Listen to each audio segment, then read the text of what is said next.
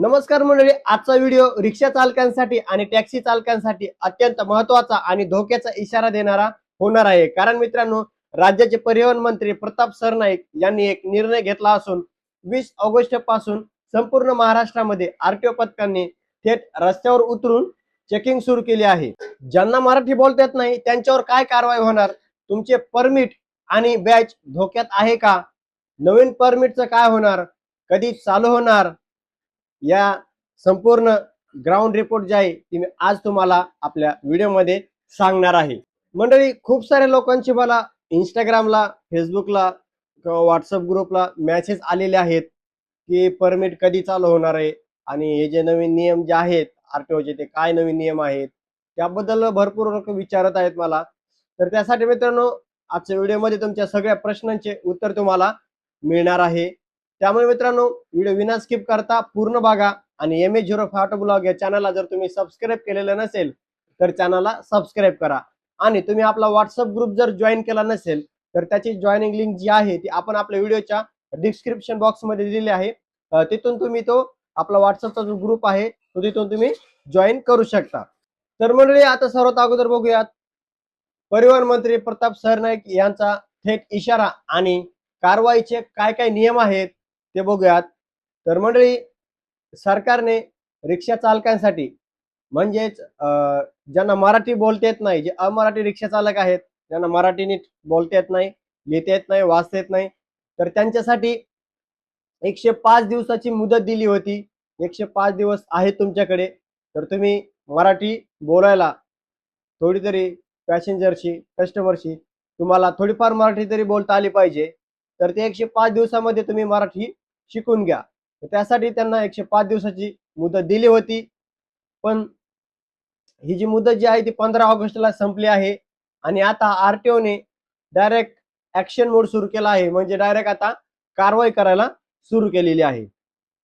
आता आरटीओचे अधिकारी काय करत आहेत, रिक्षा चालकाला थांबून 15 ते 16 साध्या मराठी संवादाची चाचणी घेत आहेत।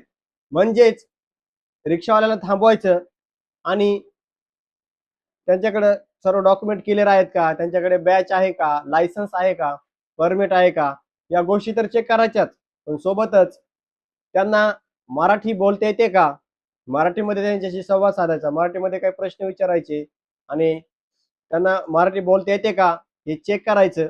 आणि जर ज्यांना मराठी बोलता येत नाही त्यांच्यावर कारवाई करायची।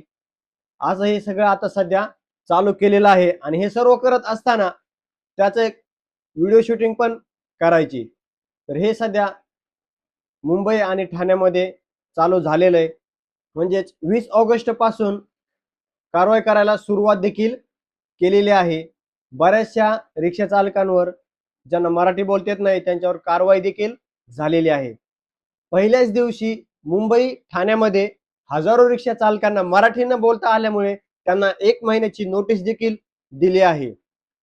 आणि त्या 1 महिन्यात जर त्यांनी आपल्या मराठी भाषेमध्ये सुधारणा केली नाही, मराठी बोलायला शिकले नाही आणि मराठी त्यांना बोलता आली नाही, आता 1 महिन्याची नोटीस तर दिली, पण त्याच 1 महिन्यामध्ये जर त्यांनी मराठी बोलायला शिकले नाहीत तर त्यांचं मित्रांनो बॅच, परमिट जे आहे, लायसन्स जे आहे ते मित्रांनो 3 महिन्यांसाठी सस्पेंड म्हणजेच बॅन, ब्लॉक करण्यात येणार आहे। म्हणजे त्यांना पुढील 3 महिने अजिबात रिक्षा चालवता येणार नाही। त्यासाठी मित्रांनो त्यांना ज्यांना ज्यांना 1 महिन्याची नोटीस दिलेली आहे त्यांना त्या 1 महिन्यामध्ये मराठी बोलायला शिकणं जे आहे ते अनिवार्य आहे। आणि त्यातली त्यात जर कोणी मुजुरी केली किंवा जे त्यांना सांगितलं आहे ते त्यांनी मान्य करण्यास नकार दिला किंवा त्यांनी ते म्हणजे मराठी बोलायला नाही शिकले, ते जर बोलले नाही मराठी शिकायची काही गरज नाहीये, तर त्यांचे जे आहे मित्रांनो परमिट जे आहे थेट रद्द करण्याचे इशारा जो आहे परिवहन मंत्री प्रताप सरनाईक यांनी दिलेला आहे। त्यामुळे मित्रांनो मराठी शिकणं अनिवार्य आहे, मराठी शिकावीच लागणार आहे। जर तुम्हाला महाराष्ट्रामध्ये रिक्षा चालवायची आहे, रिक्षा चालवून आपल्या गरजा पूर्ण करायच्या आहेत, घर चालवायचं आहे, तर मराठी येणं अनिवार्य आहे। नाहीतर तुमचं जे परमिट जे आहे ते परमनंट रद्द केलं जाऊ शकतं। त्यामुळे मित्रांनो ज्यांना ज्यांना नोटीस दिल्या आहेत त्यांना नाही दिल्यात तर चेकिंग तर फास्ट चालू आहे. संपूर्ण महाराष्ट्रामध्ये ही चेकिंग होणार आहे. हे कारवाई आरटीओ जे आहे थेट रस्त्यावर उतरलेला आहेत आणि आता बऱ्याच ठिकाणी हळूहळू चालू देखील केलेलं आहे कारवाई करायला आणि त्यांना एक एक महिन्याच्या नोटीस देखील दिलेल्या आहेत. त्या एक महिन्यामध्ये आपल्याला मराठी बोलायला शिकायचं आहे. तर त्या एक महिन्यामध्ये पण आपण मराठी बोलायचं शिकलो नाहीत तर आपलं परमिट जे आहे ते कायमस्वरूपीचं रद्द केलं जाऊ शकतं. कारण असाच आदेश जो आहे ते परिवहन मंत्री प्रताप सरनाईक यांनी थेट सांगितलेलं आहे. तर मंडळी आता बघूयात नवीन परमिट आणि व्हेरिफिकेशनचं काय.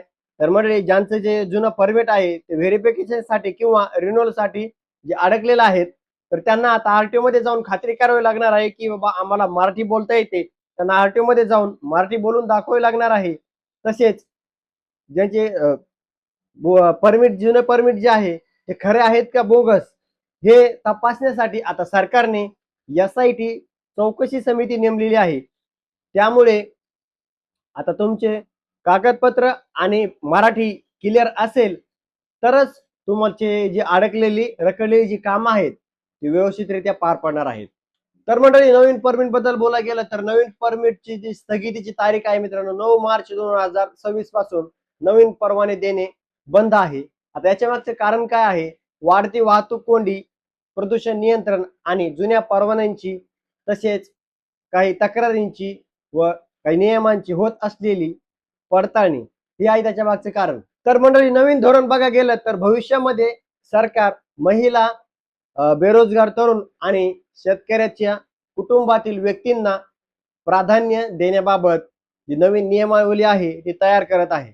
तर मंडळी नवीन परमिट चालू होण्याचा पुढे निर्णय काय होणार आहे? जोपर्यंत राज्य मंत्रिमंडळाची बैठक होऊन परवान्याबाबतचे सुधारित व अधिकृत धोरण ठरत नाही तोपर्यंत नवीन रिक्षा परवाने चालू होणार नाहीत. तर मंडळी मंत्रिमंडळाच्या बैठकीत मंजुरी मिळाल्यानंतरच नवीन रिक्षा परवाने जे आहेत ते सुरू करण्याचा अंतिम निर्णय जो आहे तो जाहीर केला जाईल. आणखी तर काय मित्रांनो परमिट चालू झालेले नाहीयेत. जेव्हा परमिट चालू होतील तेव्हा आपण आपल्या व्हिडिओच्या माध्यमातून तुम्हाला सांगणारच आहे. त्यामुळे काही अशा फ्रॉड लोकांपासून काही फ्रॉड जे एजंट लोक असतात त्यांच्यापासून सावध राहा. परमिट जेव्हा चालू होतील जेव्हा आरटीओ मधून परमिट द्यायला चालू होतील तेव्हा तर आपण आपल्या व्हिडिओच्या माध्यमातून मी तुम्हाला सांगणारच आहे. तर माझ्या सर्व रिक्षा बांधवांना जे अमराठी आहे त्यांना एकच सांगायचं आहे की बाबा तुम्ही पॅसेंजरना बोलण्या इतकी तरी मराठी शिका. कारवाईपासून जर वाचायचं असेल तर थोडीफार मराठी शिका.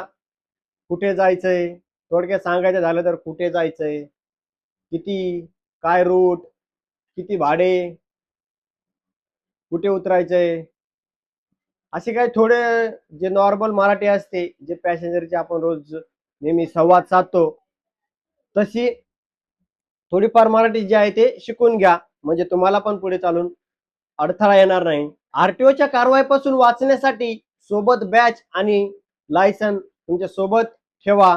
जेव्हा आपण रिक्षावर जाऊ तेव्हा बॅच लायसन हे सोबत ठेवा. आणि या जी कारवाई आहे ही नियम जे आहेत या कारवाईबद्दल तुमचे काय मत आहे ते कमेंट मध्ये नक्की सांगा. हे योग्य आहे का ते देखील कमेंट मध्ये सांगा. आणि हा व्हिडिओ जो आहे तो तुमच्या मित्रांना, तुमच्या रिक्षा चालक मित्रांना व्हॉट्सअप ग्रुपवर कुठे कुठे सर्वीकडे शेअर करायला विसरू नका. सोबतच मित्रांनो व्हिडिओ आवडला असेल तर व्हिडिओला लाईक करायला विसरू नका. आणि तुम्ही जर आपल्या MH04 ऑटो व्लॉग या चॅनलला सबस्क्राईब केलेलं नसेल तर चॅनलला सबस्क्राईब करून ठेवा. कारण मित्रांनो तुम्हाला असेच रिक्षाच्या रिलेटेड असेच आणखी नवीन नवीन व्हिडिओ जे आहेत ते तुम्हाला आपल्या चॅनलवरती बघायला मिळणार आहेत. तर मंडळी अशाच आणखी नवीन व्हिडिओमध्ये लवकरात लवकर भेटूयात. जय हिंद, जय महाराष्ट्र.